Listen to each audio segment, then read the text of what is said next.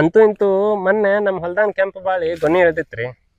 ಹಣ್ಣಾಗಿದ್ದಾಗ ಗೊತ್ತಾಗೋಲ್ತು ಮಾಮ ಅಂತ ಹೇಳಿ ಹಳೆ ಬಂದು ಹೇಳಿದಾಗ, ಏನಿಲ್ಲೇ ಯಾವ್ದಾರ ಒಂದು ಹಕ್ಕಿ ಬಂದು 2 ಹಣ್ಣು ಕುಕ್ಕಿ ತಿಂತೈತಲ್ಲ, ಅವಾಗ ಹಣ್ಣು ಆದಂಗ ತಗೋ ಅಂತ ಹೇಳಿದೆ. ಮುಂದೆ ನೋಡಿದ್ರೆ 4 ದಿನದಾಗ ಹಂಗ ಹಾಕಾಕ್ಬಾರ್ದ್ರಿ.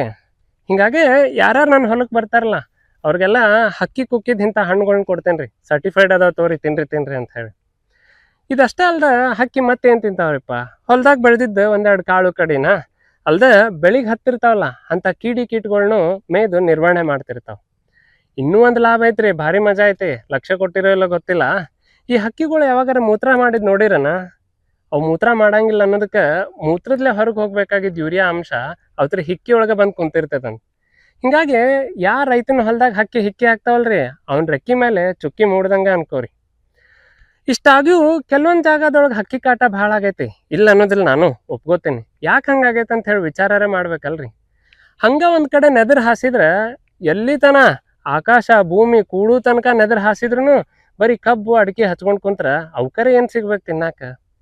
ನಾವೇನೋ ಬಡ್ದಾಡ್ಬೋದ್ರಿ, ನನ್ನ ಹೊಲ ನಿನ್ನ ಹೊಲ ಅಂತ ಹೇಳಿ, ಅವಂಗ್ ಹೇಳು ಇವಂಗ್ ಹೇಳ ಅಂತ ಹೇಳಿ. ಆದ್ರೆ ಹಕ್ಕಿಗಳಿಗೇನ್ ಗೊತ್ತ್ರಿ ಉತ್ತಾರ ಯಾರ ಹೆಸರ್ಲೆ ಐತಂತ.